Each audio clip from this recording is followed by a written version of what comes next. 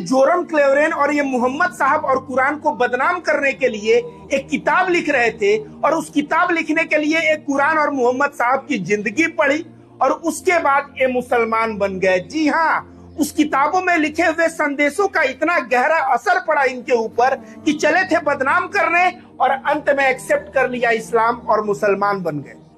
अस्सलामुअलैकुम वरहमतुल्लाहि वबरकातुहू। हाँ नाजरीन, ये जो स्क्रीन के ऊपर वीडियो आप लोगों को नज़र आ रही होगी, ये शख्स ईसाई था और ये कुरान, हदीस, नबी की सीरत से और इस्लाम से बहुत ज़्यादा दुश्मनी रखता था।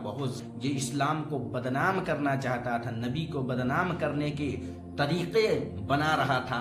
इसलिए इसने सोचा कि ऐसी एक किताब लिखूंगा जिसको पढ़ करके लोग इस्लाम से दूर हो जाएंगे, इस्लाम की मोहब्बत को दिल से निकाल देंगे, नबी से दूर हो जाएंगे।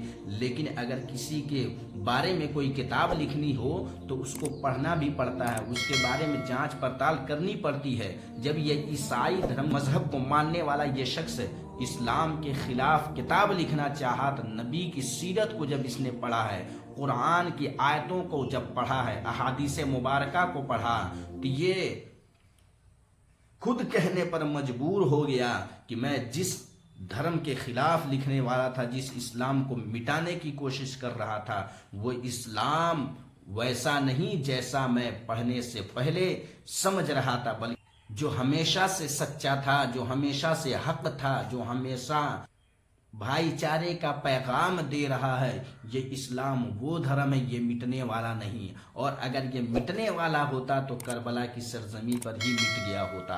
अगर ये मिटने वाला होता तो मक्के में ही जब उमर फारूक तलवार लेकर के निकले थे नबी को कत्ल करने के लिए, उसी वक्त इस्लाम मिट गया होता। लेकिन इस्लाम मिटने वाला नहीं। इस्लाम तो वो पौधा है कि जितना इसको काटोगे उतना ही हरा होते जाता है, उतना ही ये फैलता चला जाता है। इस्लाम मिटने वाला धर्म नहीं, इस्लाम ख़त्म होने वाला धर्म नहीं, बल्कि अल्लाह तबारक व तआला तो कह रहा है कि इस्लाम ही सच्चा धर्म है, इस्लाम ही सच्चा मजहब है। और जो भी इस्लाम के दुश्मन है, इस्लाम के मिटाने वाले मिटाने की कोशिशें करते रहते हैं, नबी की सीरत को पढ़ते हैं तो वो कहने पे मजबूर हो जाते हैं कि सब कहते हैं ज़मीनो ज़मा तुम्हारे लिए, मकीनो मकान तुम्हारे लिए, बने दो जहां तुम्हारे लिए, हम आए यहाँ तुम्हारे लिए और उठे भी वहाँ तुम्हारे लिए।